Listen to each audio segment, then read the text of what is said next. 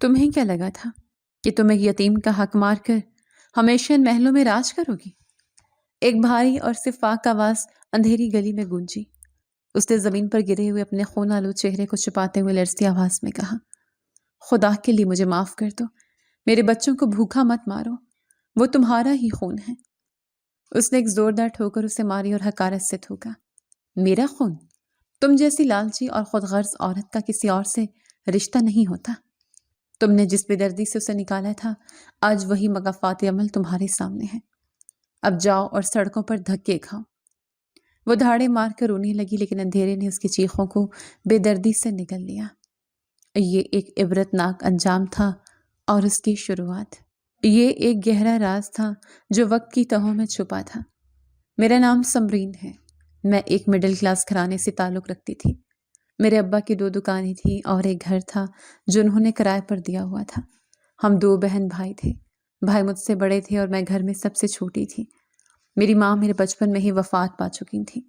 باپ نے ہی ہم دونوں بہن بھائیوں کو ماں اور باپ دونوں کا پیار دے کر پالا تھا۔ ہم دونوں ہی اپنے ماں باپ کے لیے ان کی کل کائنات تھے۔ ہمارے گھر کا ماحول بہت پرسکون تھا اور ابا نے ہمیں کبھی ماں کی کمی کا احساس نہیں ہونے دیا تھا۔ ابا دن رات محنت کرتے اور اپنی دکانوں کا حساب کتاب ہمیشہ صاف رکھتے تھے۔ بیٹا تم دکان کا سارا کام سیکھ لو، کیونکہ میرے بعد یہ سب تم نے ہی سنبھالنا ہے۔ ابا نے کھانستے ہوئے دکان کی چابیاں بھائی کے ہاتھ میں تھمائیں۔ بھائی نے پریشانی سے ابا کے ماتھے پر ہاتھ رکھا اور پانی کا گلاس ان کی طرف بڑھایا۔ ابا جان، آپ ایسی باتیں کیوں کر رہے ہیں؟ آپ جلدی ٹھیک ہو جائیں گے۔ میں کل ہی آپ کو شہر کے بڑے ڈاکٹر کے پاس لے کر جاؤں گا۔ ابا نے پانی کا گھونٹ بھرا اور نفی میں سر ہلایا۔ میرا وقت اب قریب ہے۔ میں نے اپنی زندگی جی لی ہے، لیکن مجھے صرف سمرین کی فکر کھائے جا رہی ہے۔ وہ بہت معصوم ہے اور اس دنیا کے مکر و فریب سے نا واقف ہے۔ بھائی نے مضبوطی سے ابا کا ہاتھ تھاما اور ان کی آنکھوں میں دیکھتے ہوئے یقین دہانی کروائی۔ ابا جان، آپ فکر نہ کریں، سمرین میری بیٹیوں جیسی ہے۔ میں جیتے جی اسے رونے نہیں دوں گا۔ اس کی ہر خوشی میری ذمہ داری ہے۔ ابا کی سانس بری طرح اکھڑ رہی تھی۔ انہوں نے کھانستے ہوئے میری طرف دیکھا جو دروازے کے پاس کھڑی رو رہی تھی، اور مدھم آواز میں جواب دیا، بیٹا، یہ دنیا بہت ظالم ہے۔ میرے بعد اس معصوم کا تمہارے سوا کوئی نہیں۔ اس پر کبھی آنچ نہ آنے دینا، اسے کبھی ماں کی کمی محسوس نہ ہونے دینا۔ بھائی کی آنکھوں سے آنسو بہہ نکلے اور انہوں نے اس بات میں سر ہلاتے ہوئے مجھے اپنے گلے سے لگا لیا۔ یہ میرا آپ سے وعدہ ہے ابا، یہ میری جان ہے اور میں اپنی جان پر کھیل کر بھی اس کی حفاظت کروں گا۔ یہ ابا کے آخری الفاظ تھے۔ اس وقت میری عمر محض 15 برس تھی۔ ابا کی موت نے مجھے اندر سے توڑ دیا تھا، لیکن بھائی نے مجھے بکھرنے نہیں دیا۔ بھائی نے مجھے اپنے بچوں سے زیادہ محبت دی اور مجھے کبھی یہ احساس نہیں ہونے دیا کہ میرے سر سے باپ کا سایہ اٹھ چکا ہے۔ سمرین، یہ دیکھو میں تمہارے لیے کیا لایا ہوں۔ بھائی نے شام کو گھر میں داخل ہوتے ہی ایک خوبصورت سا پیکٹ میری طرف بڑھایا اور صوفے پر بیٹھ گئے۔ میں نے اداسی سے ان کی طرف دیکھا اور پیکٹ کھولا۔ اس میں میری پسندیدہ کتابیں، ایک نیا سوٹ اور کچھ چاکلیٹس تھیں۔ بھیا، مجھے پڑھنے کا بالکل شوق نہیں ہے۔ آپ میرے لیے کتابیں کیوں لے آتے ہیں بار بار؟ میرا دل گھبراتا ہے ان موٹی کتابوں کو دیکھ کر۔ بھائی نے مسکراتے ہوئے میرے سر پر پیار سے ہاتھ رکھا اور مجھے اپنے پاس بٹھا لیا۔ پگلی، تعلیم انسان کا سب سے بڑا ہتھیار ہوتی ہے۔ میں چاہتا ہوں تم پڑھ لے کر ایک مضبوط لڑکی بنو، تاکہ کل کو کوئی تمہیں بے وقوف نہ بنا سکے۔ میں نے کتابیں میز پر پٹکتے ہوئے منہ بسورا اور ناراضگی کا اظہار کیا، لیکن مجھ سے یہ حساب اور سائنس یاد نہیں ہوتی۔ میرا دماغ کام کرنا چھوڑ دیتا ہے اور مجھے نیند آنے لگتی ہے۔ بھائی نے میری ناک کھینچتے ہوئے محبت سے کہکا لگایا، تھوڑی سی کوشش کر لو میری خاطر، میٹرک تو کر لو، پھر جو تمہارا دل چاہے وہ کرنا۔ میں خود تمہیں پڑھاؤں گا رات کو۔ دکان سے آنے کے بعد، کیونکہ بھیا میری کوئی بات نہیں ٹالتے تھے، اس لیے ان کی یہ بات ماننا مجھ پر فرض تھا۔ میں نے مشکل سے دل لگا کر میٹرک تک تعلیم حاصل کر ہی لی، اور بھائی نے اپنا وعدہ پورا کرتے ہوئے راتوں کو جاگ کر میری تیاری کروائی۔ بھائی کی شادی بچپن سے ہی میری تایا ذات سے طے تھی۔ تائی جان مجھے بچپن سے ہی ایک آنکھ نہیں بھاتی تھی اور نہ ہی وہ مجھے پسند کرتی تھی۔ ان کا رویہ ہمیشہ میرے ساتھ حد آمیز ہوتا تھا۔ یہ لڑکی تو پیدا ہی نحوست لے کر ہوئی تھی، کھا گئی اپنی ماں کو اور اب باپ کو بھی نکل گئے۔ تائی جان نے خاندانی تقریب میں مجھے گھورتے ہوئے انتہائی زہریلی لہجے میں طنز کیا تھا۔ میں نے یہ سن کر آنسو ضبط کیے اور خاموشی سے کمرے سے باہر نکل گئی تاکہ کوئی تماشا نہ بنے۔ بھائی کو جب کسی اور سے یہ بات پتہ چلی تو ان کا غصہ قابو سے باہر ہو گیا اور انہوں نے تائی جان کو کھری کھری سنا دی تھی۔ تائی جان، آئندہ میری بہن کے بارے میں ایسی کوئی بات مت کیجیے گا۔ زندگی موت اللہ کے ہاتھ میں ہے اور سمرین میرے گھر کی رحمت ہے۔ اگر دوبارہ کسی نے اس کی طرف انگلی بھی اٹھائی تو مجھ سے برا کوئی نہیں ہوگا۔ بھائی نے انتہائی سخت لہجے میں سب کے سامنے تائی جان کو وارننگ دی تھی، لیکن مجبوری یہ تھی کہ ابا نے یہ رشتہ بچپن میں ہی طے کر دیا تھا اور ابا کی زبان پتھر پر لکیر تھی۔ بھائی بھی بھابھی کو کسی حد تک پسند کرتے تھے، اسی وجہ سے بھائی کی بھابھی کے ساتھ شادی ہو گئی۔ میں اس شادی پر بہت خوش تھی۔ میرا اکلوتا بھائی تھا اور مجھے اس کی خوشی عزیز تھی۔ میں نے دل میں ٹھان لی تھی کہ مجھے اس کی بیوی بھی اتنی ہی پیاری ہوگی جتنا وہ پیارا تھا۔ میں نے پورے جوش و خروش سے شادی کی تیاریوں میں حصہ لیا۔ شادی والے دن میں نے سارا گھر خود سجایا تھا اور مہمانوں کی خاطر مدارت میں کوئی کسر نہیں چھوڑی تھی۔ بھابھی، آپ اس لال جوڑے میں بہت پیاری لگ رہی ہیں۔ اللہ آپ دونوں کی جوڑی سلامت رکھے۔ میں نے کمرے میں جا کر مسکراتے ہوئے بھابھی کی تعریف کی اور انہیں پھولوں کا گلدستہ پیش کیا۔ بھابھی نے آئینے میں خود کو دیکھتے ہوئے ایک حقارت بھری نظر مجھ پر ڈالی اور گلدستہ سائڈ پر پھینک دیا۔ شکریہ، بس اب تم یہاں سے جاؤ، مجھے آرام کرنا ہے۔ سارا دن تمہاری فضول رسموں نے تھکا دیا ہے اور ویسے بھی مجھے تنہائی پسند ہے۔ میں ان کا یہ سرد رویہ دیکھ کر حیران رہ گئی، لیکن خاموشی سے کمرے سے باہر آ گئی۔ میں نے سوچا شاید واقعی تھک گئی ہوں گی اور نئے ماحول میں ایڈجسٹ ہونے میں وقت لگے گا، لیکن میری یہ سوچ غلط ثابت ہوئی۔ شاید بھابھی کو مجھ سے شروع سے ہی نفرت تھی جو ان کی ماں نے ان کے دل میں ڈالی تھی۔ وہ ہمیشہ کوشش کرتی کہ بھائی کو میرے خلاف کر دیں۔ تمہاری بہن کو کوئی کام نہیں آتا، سارا دن ملکہ بن کر بیٹھی رہتی ہے، آخر کب تک ہم اس کا بوجھ اٹھائیں گے؟ اس کی شادی کر کے دفع کرو اسے یہاں سے۔ بھابھی نے ایک رات بھائی کو بستر پر لیٹتے ہوئے تانا دیا۔ میں پانی پینے اٹھی تھی اور ان کے کمرے کے باہر سے گزرتے ہوئے یہ الفاظ میرے کانوں میں پڑ گئے۔ میرے قدم وہیں رک گئے اور دل کو جیسے کسی نے مٹھی میں جکڑ لیا ہو۔ خبردار، جو تم نے سمرین کو بوجھ کہا وہ میری عزت ہے۔ بھائی کی گرجدار آواز کمرے سے آئی اور وہ غصے سے اٹھ کر بیٹھ گئے۔ وہ اس گھر کی بیٹی ہے اور اس کا اس گھر پر اتنا ہی حق ہے جتنا میرا، بلکہ مجھ سے زیادہ۔ تم اپنے کام سے کام رکھا کرو اور اس کے معاملات میں دخل اندازی مت کرو۔ ہاں ہاں، کیوں نہیں، تم تو بس اپنی اس بہن کے گن گاتے رہو۔ بیوی کی تو کوئی وقت ہی نہیں ہے تمہاری نظر میں تو بس یہاں نوکران ہی بن کر آئی ہوں۔ بھابھی نے روتے ہوئے ڈرامہ شروع کر دیا اور تکیہ اٹھا کر منہ پر رکھ لیا۔ تم بلا وجہ بات کا بتنگڑ بنا رہی ہو۔ سمرین ابھی بچی ہے اور تم اس سے خام خواہ خار کھاتی ہو۔ بھائی نے بیزاری سے کہا اور کمرے سے باہر آ گئے۔ مجھے دروازے کے پاس کھڑا دیکھ کر وہ ایک لمحے کے لیے رکے۔ ان کی آنکھوں میں شرمندگی اور دکھ تھا۔ انہوں نے میرے کاندھے پر ہاتھ رکھا اور بغیر کچھ کہے میرے ماتھے کو چوم کر وہاں سے چلے گئے۔ بھائی ہمیشہ میرے سر پر سائبان کی طرح کھڑے رہتے تھے۔ وہ مجھے ویسے ہی پیار کرتے جیسے شادی سے پہلے کرتے تھے اور بھابھی کی کسی بھی شکایت کا مجھ پر اثر نہیں ہونے دیتے تھے۔ وقت گزرتا گیا اور بھائی کے اپنے 2 بچے ہو گئے، ایک بیٹا اور ایک بیٹی۔ گھر میں رونق آ گئی تھی اور میں ان بچوں پر جان چھڑکتی تھی۔ وہ دونوں بچے میرے ارد گرد منڈلاتے رہتے تھے۔ پھپھو، مجھے گھوڑا بن کر دکھائے نا، مجھے آپ کے ساتھ کھیلنا ہے۔ میرا بھتیجا میرے کپڑے کھینچتے ہوئے ضد کرتا اور میری گود میں چڑھنے کی کوشش کرتا۔ میں ہنستے ہوئے زمین پر بیٹھ جاتی اور اسے اپنی پیٹھ پر بٹھا لیتی۔ آ جاؤ میرے شہزادے، بیٹھ جاؤ میری پیٹھ پر، آج ہم بہت دور کی سیر کریں گے۔ بھائی یہ منظر دیکھ کر خوشی سے نہال ہو جاتے اور دکان کی ساری تھکن بھول جاتے۔ سمرین، تم ان بچوں کو بگاڑ رہی ہو، اتنا لاڈ مت کیا کرو ورنہ یہ کل کو تمہاری بات نہیں مانیں گے۔ بھیا، یہ میرے بچے ہیں، میں انہیں نہیں بگاڑوں گی تو کسے بگاڑوں گی؟ آپ بس چپ کر کے دیکھیں ہم کیسے۔ میں بھتیجے کو گدگدی کرتے ہوئے کہکا لگاتی، لیکن بھائی کی مجھ سے یہ محبت اور بچوں کا مجھ سے یہ لگاؤ بھابھی کو کسی صورت ہضم نہیں ہوتا تھا۔ ان کی جیلسی دن بدن بڑھتی جا رہی تھی اور وہ مجھے نیچا دکھانے کا کوئی موقع ہاتھ سے نہیں جانے دیتی تھی۔ جب بھائی گھر پر نہ ہوتے تو بھابھی کی حقارت بھری نظریں میرا پیچھا کرتی۔ ان کا رویہ انتہائی تلخ اور زہریلا ہو جاتا۔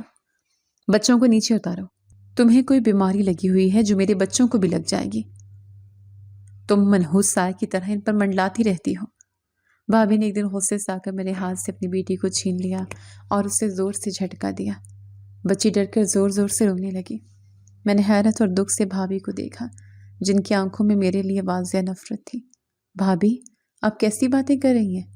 मैंने तो इसे बस प्यार करने के लिए उठाया था और ये खुद मेरे पास आई थी। मुझे तुम्हारे प्यार की ज़रूरत नहीं है। दूर रहा करो मेरे बच्चों से और अपने काम से काम रखा करो। भाभी ने नफरत से मुझे घूरा और बच्चों को घसीटते हुए कमरे में ले गई। मैं वहीं खड़ी आंसू बहाती रही और फर्श को घूरती रही। मैं चाहती तो भाई को उसी वक्त फ़ोन करके सब कुछ बता सकती थी। भाई उसी वक्त आकर भाभी को सीधा कर देते, लेकिन मैं खामोश रही। मैं अपने भाई का बसा बसाया घर बर्बाद नहीं करना चाहती थी। मैं चाहती थी कि भाई खुश रहें, चाहे मुझे उसके लिए कितनी ही कड़वी बातें क्यों न सुननी पड़े। मुझे लगता था कि मेरी बर्दाश्त से शायद घर का सुकून बरकरार रहेगा। तुम्हारा भाई आजकल दुकान पर ज़्यादा वक्त गुजारता है। ज़रूर तुमने उससे कोई नई फरमाइश की होगी सोने के जेवर की, जिसके लिए वो ओवर टाइम लगा रहा है। भाभी ने किचन में सब्जियां काटते हुए मुझ पर तंज का तीर फेंका और छुरी को ज़ोर ज़ोर से चलाने लगी। मैं सिंक पर खड़ी बर्तन धो रही थी। मैंने सदमे से उनकी तरफ देखा और साबुन वाले हाथ धोए। भाभी, मैंने भैया से कभी कुछ नहीं मांगा। वो खुद अपनी मर्जी से मुझे चीज़ें ला कर देते हैं और दुकान पर रश ज़्यादा है, इसलिए वो देर से आते हैं। हाँ, वो तो मुझे नज़र आता है। तुमने उस पर काला जादू कर रखा है, इसीलिए वो मेरी एक नहीं सुनता और तुम्हारे इशारों पर नाचता है। तुमने मेरे शौहर को मुझसे छीन लिया है। भाभी ने छुरी को जोर से बोर्ड पर मारते हुए इंतहाई घटिया इल्ज़ाम लगाया। खुदा का खौफ करें भाभी, वो मेरे सगे भाई हैं। मैं उन पर जादू क्यों करवाऊंगी? आपको ऐसी बातें करते हुए शर्म आनी चाहिए। मेरे सब्र का पैमाना लिबरेज हो रहा था और मेरी आवाज़ भी बुलंद हो गई थी। जुबान मत चलाओ मेरे सामने। मुफ्त की रोटियां तोड़ती हो इस घर में। एहसान मानो मेरा कि तुम्हें बर्दाश्त कर रही हूँ, वरना कब का धक्के देकर निकाल चुकी होती। भाभी ने धमकी अमीज़ लहजे में कहा और मेरे करीब आकर आंखें निकाली। मैंने बर्तन वहीं छोड़े और रोते हुए अपने कमरे में आकर दरवाज़ा बंद कर लिया। मैंने फैसला कर लिया था कि मैं अब इस घर के सारे काम खुद किया करूँगी, ताकि भाभी को मुझ पर तंज करने का मौका न मिले और वो मुझे मुफ्तखोरी का ताना न दे सके। अगले दिन से मैंने सुबह सवेरे उठकर पूरे घर की सफाई करना शुरू कर दी। मैं नाश्ता बनाती, कपड़े धोती और बच्चों को संभालती। मैं सारा दिन झाड़ू पोंछा करती और किचन की गर्मी में खड़ी रहती। मैंने सोचा शायद इस तरह मेरी मेहनत देखकर भाभी का दिल नरम हो जाएगा और उनकी नफरत कम हो जाएगी। समरीन, तुम इतनी सुबह क्यों उठ गई और ये सारे काम तुम क्यों कर रही हो? काम वाली मासी कहाँ है? उसने आज फिर छुट्टी कर ली? भाई ने नाश्ते की मेज़ पर आते हुए हैरानी से मुझे पसीने में शराबोर देखकर पूछा। मैंने डरते हुए भाभी की तरफ देखा, जो मुझे तंबीही भरी नज़रों से घूर रही थी, जैसे कह रही हूँ कि अगर मैंने सच बोला तो वो हंगामा कर देंगी। मैंने नज़रें चुरा ली। भैया, मासी ने छुट्टी की है और मुझे वैसे भी अब काम सीखने चाहिए। आखिर को कल को अपने घर भी तो जाना है। मैं फारिग रहकर बोर हो जाती हूँ। मैंने एक झूठी मुस्कुराहट चेहरे पर सजाते हुए कहा और उनके आगे चाय का कप रखा। भाई ने इत्मीनान की सांस ली और पराठा तोड़ने लगे। ये तो तुमने बहुत अच्छी बात की। कामकाज तो लड़कियों को आना ही चाहिए, लेकिन खुद को इतना न थकाया करो। अपनी सेहत का भी ख्याल रखो। भाभी ने मेरे इस रवैये को मेरी कमज़ोरी समझ लिया। उन्होंने मासी को पक्की छुट्टी करवा दी और घर का सारा बोझ मेरे नातवा कंधों पर डाल दिया। मैं सुबह से रात तक मशीन की तरह काम करती, लेकिन भाभी के ताने और लान तान ख़त्म न होती। वो बात बात पर कीड़े निकालती और मुझे जलील करती। ये रोटी कैसी बनाई है? इसके किनारे तो जले हुए हैं और बीच में से कच्ची है। तुम्हें तो एक रोटी भी सीधी नहीं बनानी आती। पता नहीं कौन बदबख्त तुमसे शादी करेगा। रात के खाने पर भाभी ने रोटी की टोकरी जोर से मेरे मुंह पर मारते हुए कहा। भाई उस वक्त दुकान से नहीं आए थे, वरना भाभी की इतनी जुर्रत ना होती। रोटियां गर्म थीं और एक रोटी मेरे मुंह से टकराकर नीचे गिरी। मैंने खामोशी से रोटी उठाई और किचन में चली गई। गर्म तवे से रोटी उतारते हुए मेरे हाथ जल चुके थे और उन पर छाले पड़ गए थे, लेकिन उसकी तकलीफ भाभी की जहरीली बातों और रवैये से बहुत कम थी। मैं चुपचाप आंसू बहाती रही और अपने जले हुए हाथों को ठंडे पानी के नीचे रखा। दिन गुजर रहे थे और मेरी ज़िंदगी एक अज़ाब बनती जा रही थी। लेकिन जब मैं रात को थक हार कर बिस्तर पर लेटती तो भाई का मुस्कुराता हुआ चेहरा और उनकी दी हुई तसल्लियाँ मुझे जीने का हौसला देती थी। वो मेरी वाहद उम्मीद थे। لیکن مجھے نہیں معلوم تھا کہ میری قسمت میں ایک ایسا طوفان لکھا ہے جو میری یہ آخری امید بھی چھین لے گا اور مجھے اس بے رحم دنیا کے سامنے بالکل تنہا اور ناہتا کر دے گا۔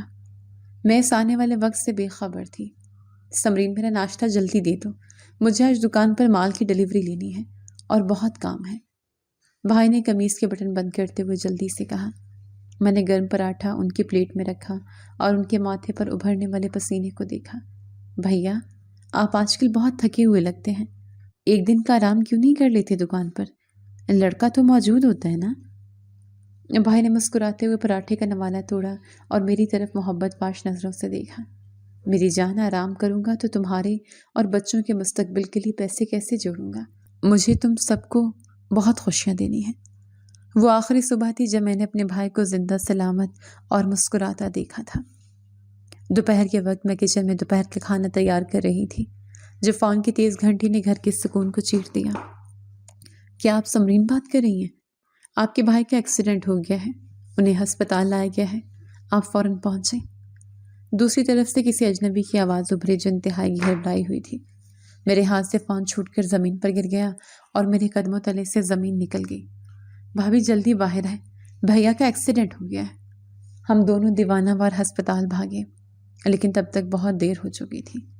سفید چادر میں لپٹا میرے بھائی کا وجود اسٹریچر پر پڑا تھا۔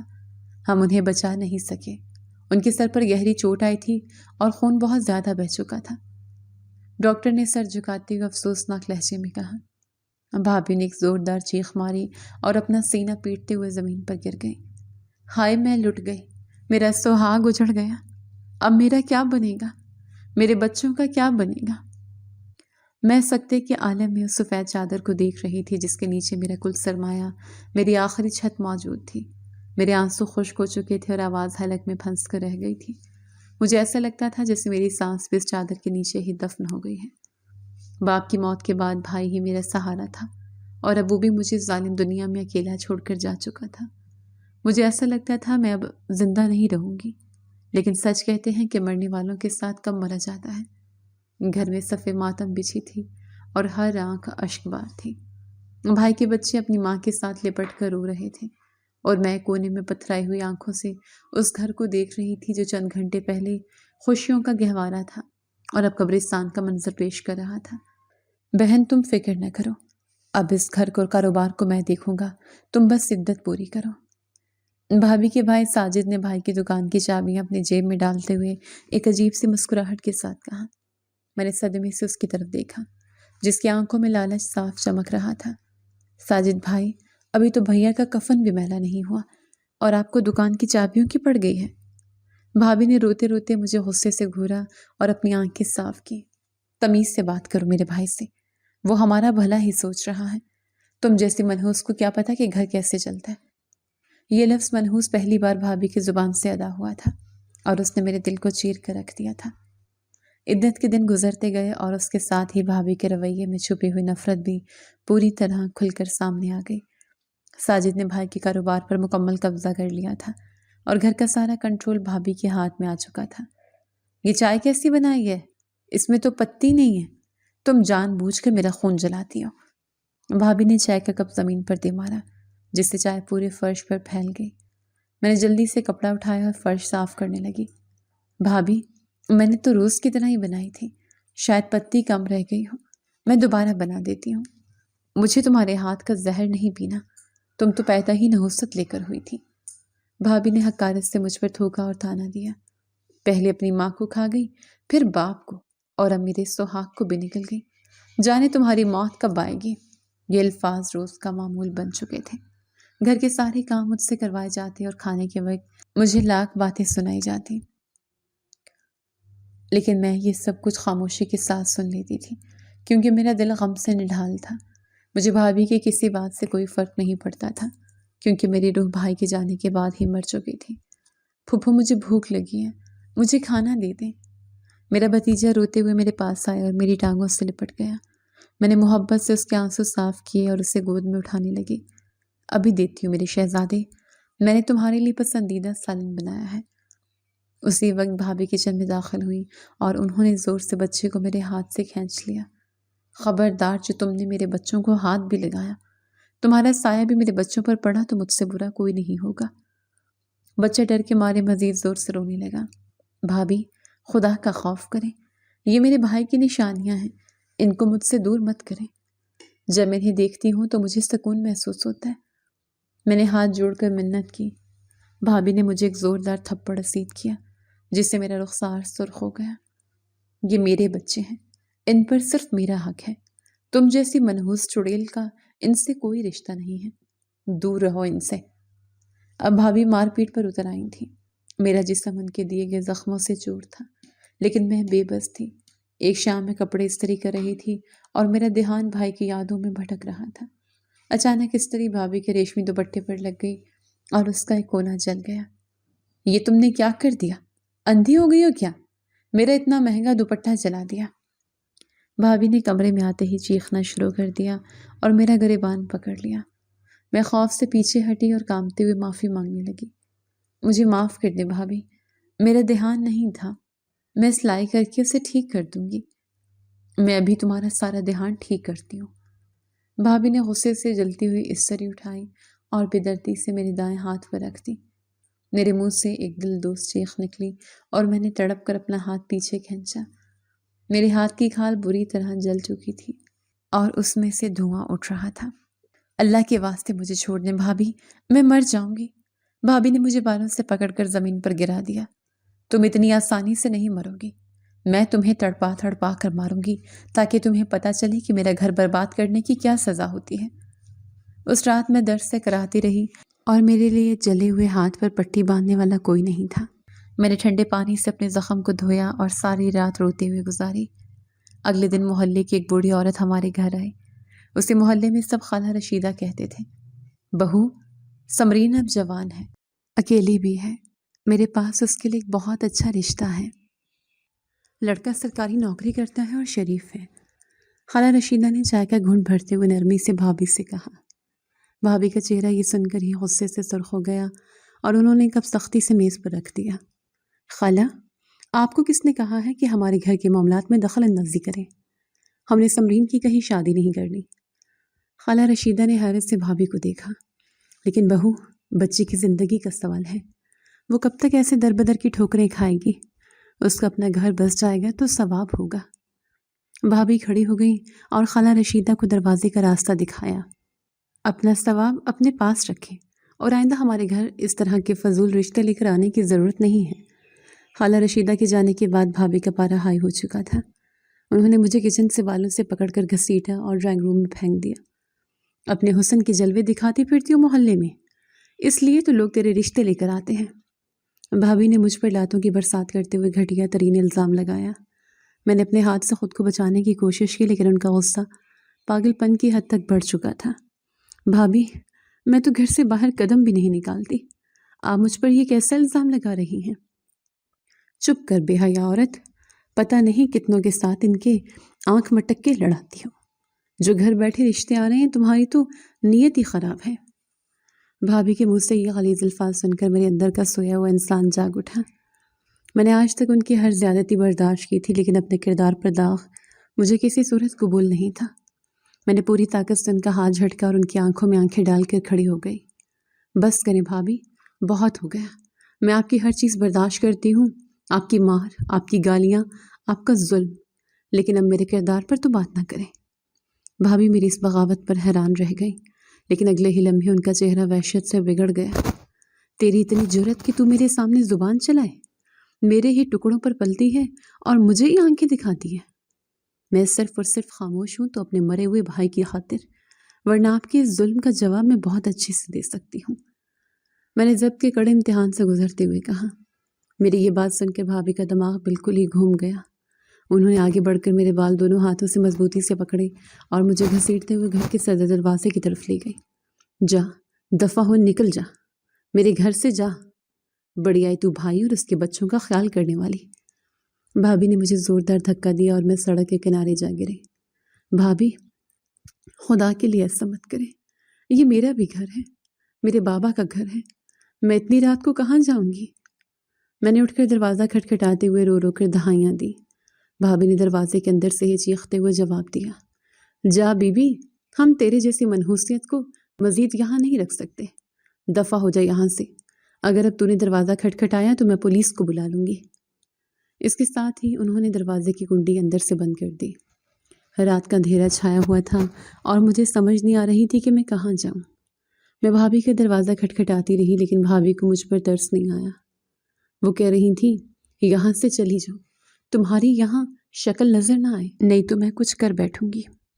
آدھی رات کا وقت تھا اور میں 25 سال کی تھی جب بھابھی نے مجھے میرے ہی باپ کے گھر سے نکال دیا تھا۔ ٹھٹھراتی سردی تھی اور ہوا میرے وجود کے آر پار ہو رہی تھی۔ میں خود کو سمیٹتی ہوئی اس سنسان سڑک پر چلتی جا رہی تھی اور مجھے نہیں پتا تھا میں کہاں جاؤں گی۔ سردی کی شدت سے میرے دانت بج رہے تھے اور قد منو بھاری ہو چکے تھے۔ سنسان سڑک پر دور دور تک کوئی سایہ نہیں تھا۔ میں اپنے ہی بازو میں خود کو سمیٹتی بے مقصد چلتی جا رہی تھی۔ ہوا کے تیز جھونکے خنجر کی طرح میرے وجود کو کاٹ رہے تھے۔ میں ایک پتھر سے ٹکرا کر زمین پر گر پڑی۔ میرے گھٹنوں سے خون رسنے لگا۔ میں نے درد سے کراہتے ہوئے اپنا گھٹنا پکڑا۔ ارد گرد کوئی گھر نہ تھا، نہ کوئی گاڑی تھی جو میری مدد کو آتی۔ میں وہیں کچی مٹی پر بیٹھ گئی کیونکہ اللہ تعالیٰ کے علاوہ میرے اس دنیا میں کوئی نہیں رہا تھا۔ میرا واحد سہارا میرا اللہ تھا۔ اسی لیے میں نے آسمان کی طرف منہ کیا اور آسمان کی طرف دیکھ کر مسکرا دی اور بولی یا اللہ، مجھے یقین ہے کہ تو مجھے کبھی تنہا نہیں چھوڑے گا، تو میری مدد ضرور کرے گا۔ آنکھوں میں آنسو تھے جب میں اللہ سے مدد طلب کر رہی تھی اور مجھے ایک امید تھی کہ سچ میں مجھے میرا اللہ بے یار و مددگار نہیں چھوڑے گا۔ بس اپنے اللہ پر یقین رکھتے ہوئے میں سڑک پر بیٹھی آنسو بہا رہی تھی کہ جب کچھ دیر بعد مجھے سڑک سے کچھ فاصلے پر ایک ٹوٹی پھوٹی سی جھونپڑی نظر آئی۔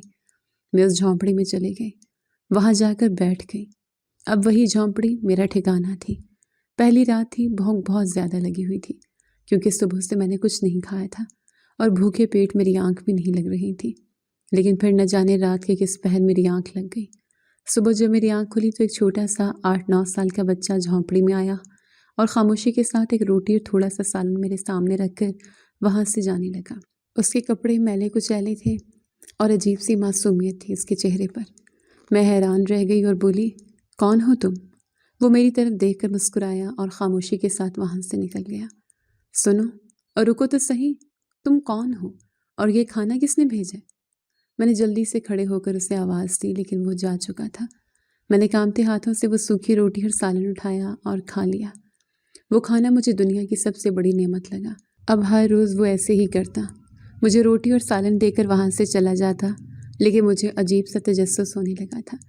آج تو میں تمہیں بغیر بتائے جانے نہیں دوں گی، اپنا نام بتاؤ اور تم میرے لیے کھانا کیوں لاتے ہو؟ میں نے چوتھے دن اس کا راستہ روکتے ہوئے سختی سے پوچھا۔ مجھے جانے دے باجی، مجھے دکان پر جانا ہے، سیٹھ مارے گا۔ اس نے نظریں جھکا کر اپنا ہاتھ چھڑانے کی کوشش کی۔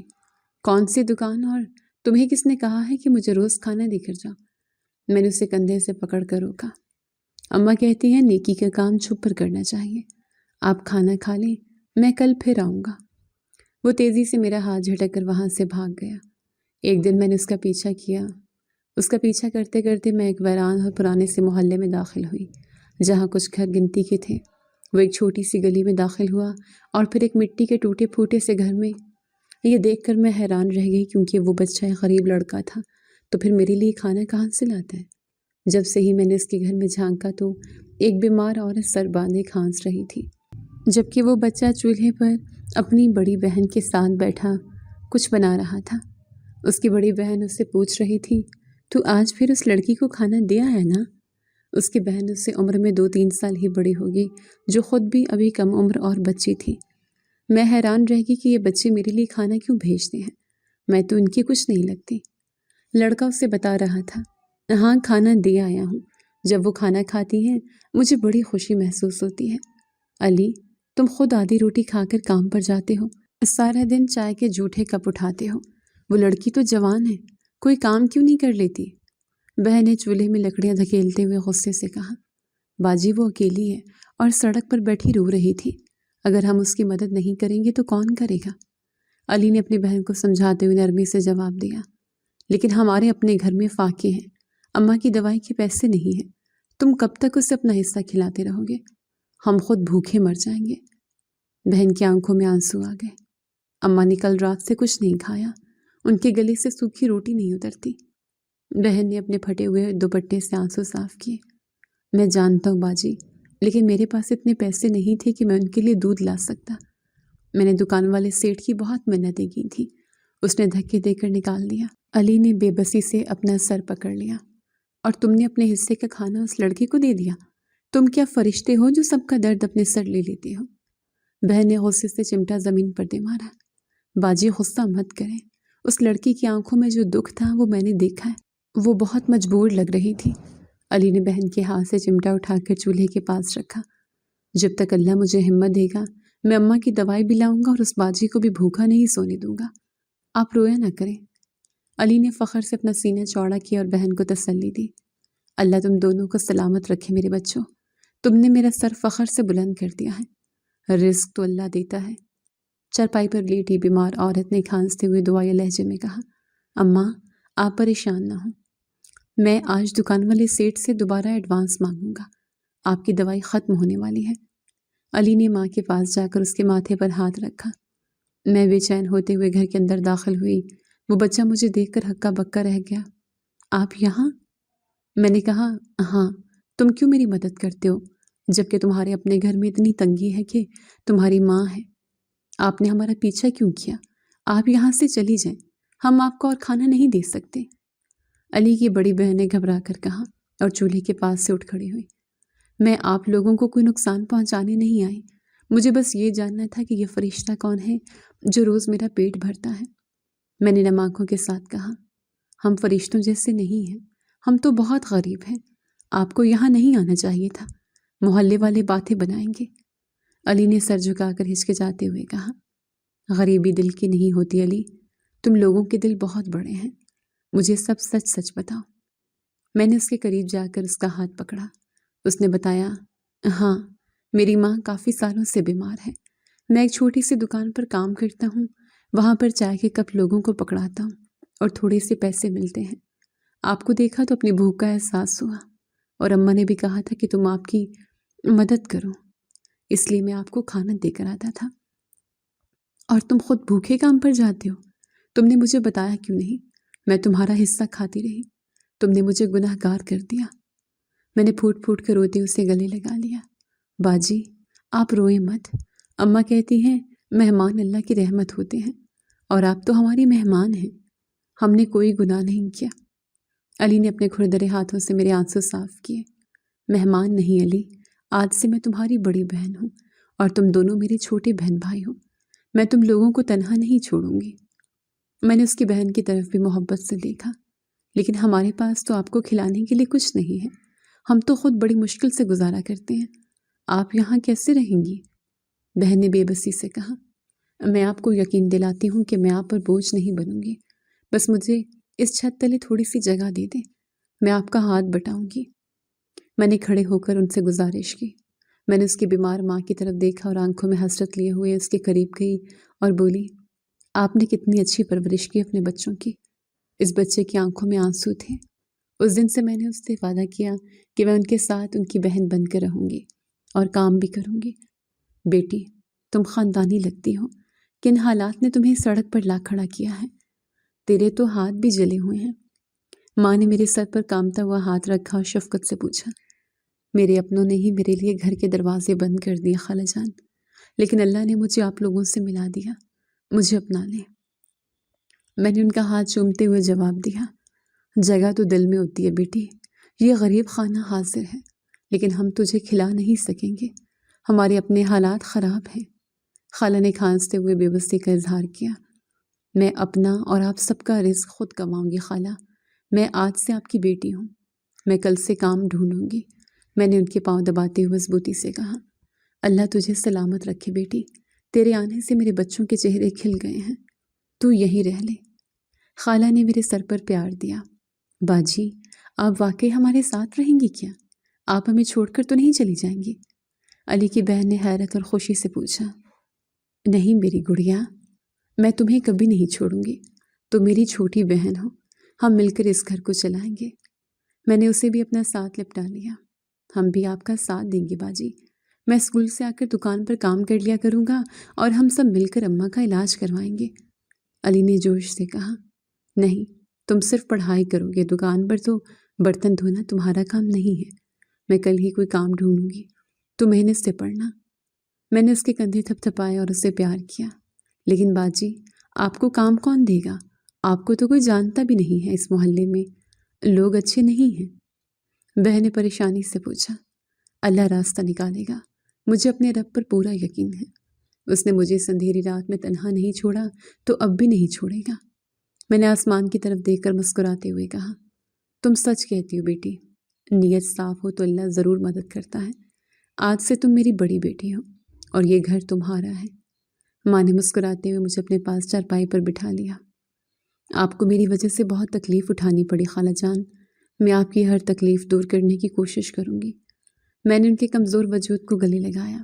اس دن سے میں نے ان کے ساتھ ان کی بہن بن کر رہنے کا پختہ ارادہ کر لیا تھا۔ میں دن رات محنت کروں گی اور ان بچوں کو کبھی بھوکا نہیں سونے دوں گی۔ میں اس بیمار ماں کا علاج کرواؤں گی اور ان بچوں کو پڑھاؤں گی۔ یہی اب میری زندگی کا واحد مقصد بن چکا تھا۔ میں نے اپنے آنسو صاف کے چولہے کی طرف قدم بڑھایا۔ چلو آج کھانا میں بناتی ہوں، تم دونوں بیٹھو، مجھے بتاؤ لکڑیاں کیسے جلاتے ہیں۔ میں نے مسکراتے ہوئے بہن بھائی سے کہا، باجی آپ کو دھواں لگے گا، میں بنا لیتی ہوں، آپ اماں کے پاس بیٹھیں۔ بہن نے جلدی سے آگے بڑھ کر کہا، نہیں، آج تمہاری بڑی بہن کھانا بنائے گی، تم بس مجھے بتاتی جاؤ۔ میں نے پیار سے اسے پیچھے کیا اور چولہے کے پاس بیٹھ گئی۔ ان دونوں کے چہروں پر ایک عجیب سی خوشی اور چمک آ گئی۔ میں جانتی تھی کہ آنے والا وقت مشکل ہوگا، لیکن میں اب اکیلی نہیں تھی۔ میں نے اگلے ہی دن صبح سویرے اٹھ کر کام کی تلاش شروع کر دی۔ گلیوں اور سڑکوں کی خاک چھاننے کے بعد میں ایک فیکٹری کے دروازے پر پہنچی۔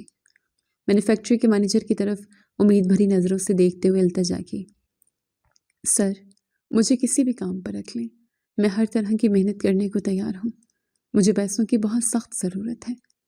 مینیجر نے میری خستہ حالی کو دیکھتے ہوئے گہری سانس لی اور اپنی فائل میز پر رکھی۔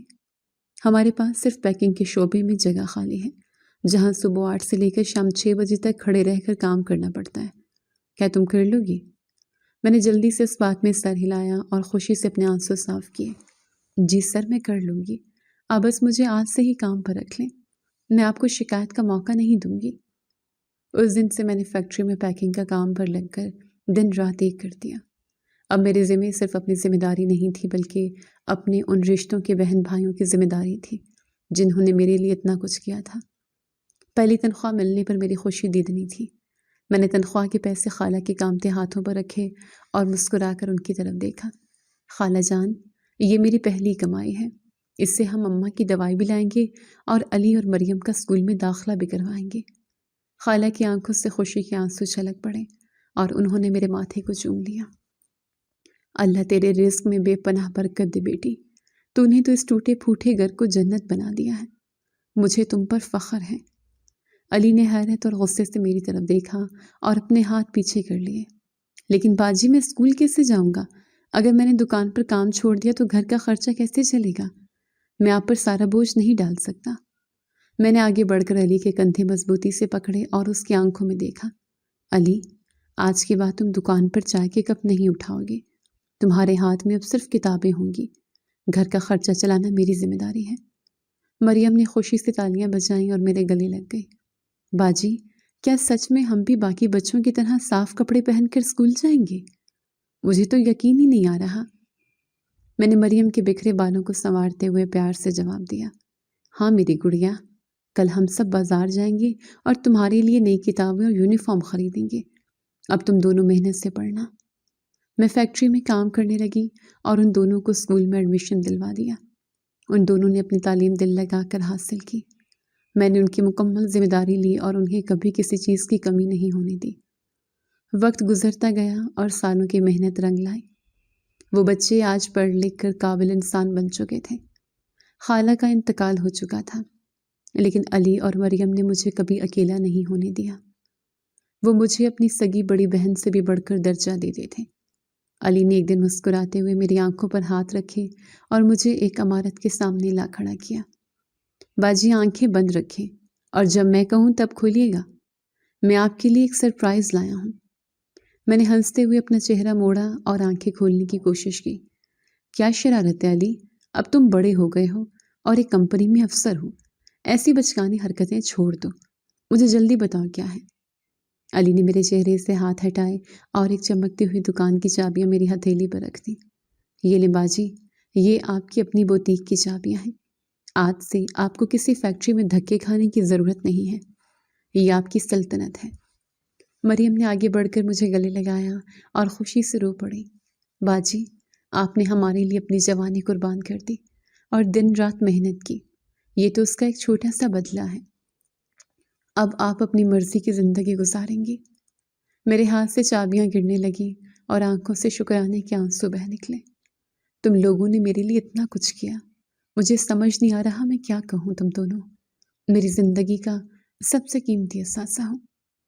علی نے زمین سے چابیاں اٹھا کر دوبارہ میرے ہاتھ میں تھمائی اور عقیدت سے بولا، آپ ہماری ماں بھی ہیں اور باپ بھی۔ آپ نے ہمیں سڑک سے اٹھا کر انسان بنایا ہے، یہ بوتیک تو آپ کے قدموں کی دھول بھی نہیں ہے۔ انہوں نے مجھے ایک شاندار بوتیک کھول دی جہاں سے میں بہت کماتی تھی۔ میری شادی بھی ایک اچھے انسان سے ہو چکی تھی جو میرے ماضی اور میرے اس خاندان کی بہت عزت کرتا تھا۔ میں نے زندگی میں ہر خوشی پالی تھی، لیکن زندگی میں ہونے والے وہ پرانے واقعات میں آج تک نہیں بھولی تھی۔ بھائی کی یاد آج بھی مجھے تڑپا دیتی تھی۔ ایک دن میں اپنی بوتیک سے نکل کر گاڑی میں بیٹھ رہی تھی کہ اچانک ایک مانگنے والی عورت میرے سامنے آ گئی۔ اللہ کے نام پر کچھ دے دو بی بی، میرے بچے بھوکے ہیں، کئی دنوں سے انہوں نے ایک نوالہ تک نصیب نہیں ہوا۔ عورت نے گاڑی کا شیشہ کھٹکھٹاتے ہوئے روتی ہوئی آواز میں صدا لگائی۔ میں نے پرس سے پیسے نکال کر شیشہ نیچے کیا اور اس عورت کی طرف دیکھا تاکہ اسے پیسے دے سکوں۔ بھابھی، آپ اس حال میں سڑکوں پر؟ میرے ہاتھ سے پیسے نیچے گر گئے اور میری آنکھیں صدمے سے پھٹی کی پھٹی رہ گئیں۔ بھابھی نے جیسے ہی میری آواز سنی، ان کا سر شرم سے جھک گیا اور وہ ہاتھ باندھ کر میرے سامنے کھڑی ہو گئی۔ مجھے معاف کر دو سمرین، تمہاری بد دعائیں مجھے لے ڈوبی، میں تباہ ہو گئی ہوں۔ میں جلدی سے گاڑی سے باہر نکلی اور میں نے بھابھی کے کامتے ہوئے ہاتھ پکڑ لیے۔ میں نے آپ کو کبھی بد دعا نہیں دی بھابھی، لیکن آپ کے پاس تو بہت کچھ تھا، بھائی کی چھوڑی ہوئی جائیداد، دکانیں، 2 گھر، تو پھر آپ کی یہ حالت کیوں ہوئی؟ بھابھی زاروں قطار رونے لگی اور انہوں نے اپنے میلے دوپٹے سے چہرہ چھپا لیا۔ میرے سگے بھائی ساجد نے مجھے برباد کر دیا سمرین، اس نے دھوکے سے مجھ سے سب کچھ ہتھیا لیا اور مجھے سڑک پر پھینک دیا۔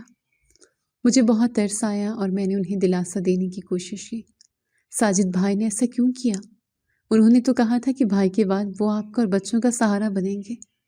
انہوں نے تو دکانوں کی چابیاں بھی لے لی تھی۔ بھابھی نے زمین پر بیٹھ کر اپنا سر پیٹ لیا اور چیخ چیخ کر رونے لگی۔ وہ سہارا نہیں تھا، وہ ایک بھیڑیا تھا جس کی نظر میری اور تمہاری دولت پر تھی۔ اس نے میری بے بسی کا مذاق اڑایا اور مجھے گھر سے نکال دیا۔ اس وقت میرے ذہن میں ایک سنسنی خیز سوال ابھرا۔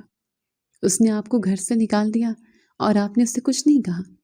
آپ تو خود بہت مضبوط تھی، آپ نے اسے کیسے یہ سب کرنے دیا؟ بھابھی کی آواز کانپ رہی تھی اور آنکھوں میں ایک عجیب سی وحشت تھی۔ میں کیا کہتی سمرین؟ اس رات کا وہ منظر مجھے آج بھی یاد ہے جب اس نے مجھے مار پیٹ کر اندھیری گلی میں پھینکا تھا۔ اس کے منہ سے نکلنے والے الفاظ میرے کانوں میں سیسا بن کر اترے تھے۔ میں نے بے چینی سے ان کے کندھے کو جھنجھوڑا۔ اس نے کیا کہا تھا بھابھی؟ بتائیں مجھے۔ بھابھی نے روتے ہوئے وہ بھیانک راز کھولا۔ اس نے مجھے وہی کہا جو میں نے تمہارے ساتھ کیا تھا۔ اس نے کہا تھا، تمہیں کیا لگا تھا کہ تم ایک یتیم کا حق مار کر ہمیشہ ان محلوں میں راج کرو گی؟ جب میں نے اس کے پاؤں پکڑ کر کہا کہ میرے بچوں کو بھوکا مت مارو، وہ تمہارا ہی خون ہے، تو اس نے مجھے زوردار ٹھوکر ماری تھی۔ میرے رونگٹے کھڑے ہو گئے اور مجھے وہ رات یاد آ گئی جب بھابھی نے مجھے سردی میں گھر سے نکالا تھا۔ پھر کیا ہوا بھابھی؟ ساجد بھائی نے مزید کیا کہا؟ بھابھی نے ہچکیاں لیتے ہوئے آخری سچ اگل دیا۔ اس نے مجھ پر حقارت سے تھوکا اور بولا، میرا خون تم جیسی لالچی اور خود غرض عورت کا کسی سے کوئی رشتہ نہیں ہوتا۔ تم نے جس بے دردی سے سمرین کو نکالا تھا، آج وہی مکافات عمل تمہارے سامنے ہے۔ اب جاؤ اور سڑکوں پر دھکے کھاؤ۔ یہ وہ راز تھا جو وقت کی تہوں میں چھپا تھا۔ ساجد نے میری مظلومیت کو جواز بنا کر اپنی سگی بہن کے پیٹ میں خنجر گھونپا تھا۔ مکافات عمل نے بھابھی کو اسی سڑک پر لا کھڑا کیا تھا جہاں انہوں نے مجھے دھکے دے کر نکالا تھا۔ اس وقت مجھے اچانک اپنے بھائی کے بچوں کا خیال آیا جن سے میں بے پناہ محبت کرتی تھی۔ بھابھی، میرے بھائی کے بچے کہاں ہیں؟ ان کا کیا حال ہے؟ کیا وہ بھی بھوکے ہیں؟ بھابھی نے میرے قدموں میں گرنے کی کوشش کی اور ہاتھ جوڑے۔ ساجد بچوں تک کو کھانے کو کچھ نہ دیتا تھا اور اب ہم در بدر کی ٹھوکریں کھا رہے ہیں۔ میرے بچے ایک ٹوٹے ہوئے خیمے میں بھوکے پیاسے بیٹھے ہیں۔ میں نے انہیں سختی سے کندھوں سے پکڑ کر اٹھایا اور فیصلہ کن انداز میں بولی، اپنے بچوں کو میرے پاس لیں بھابھی، آج سے ان کی اور آپ کی ذمہ داری میری ہے۔ میں اپنے بھائی کی نشانیوں کو رلنے نہیں دوں گی۔ بھابھی نے حیرت اور ندامت سے میری طرف دیکھا۔ تم اتنے ظلم سہنے کے بعد بھی مجھ پر احسان کر رہی ہو؟ تم تو فرشتہ ہو، میں تمہارے اس سلوک کے قابل نہیں ہوں۔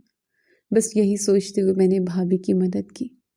میں نے اپنے بھائی کے بچوں کے لیے وہ سب کچھ کیا جو میرے بھائی نے میرے لیے کیا تھا۔ میں نے انہیں اچھے اسکول میں داخل کروایا اور ان کا مستقبل محفوظ کیا۔ بھابھی کو دل سے معاف کر دیا تھا کیونکہ ان کی حالت دیکھ کر میرا سارا غصہ پگھل گیا تھا۔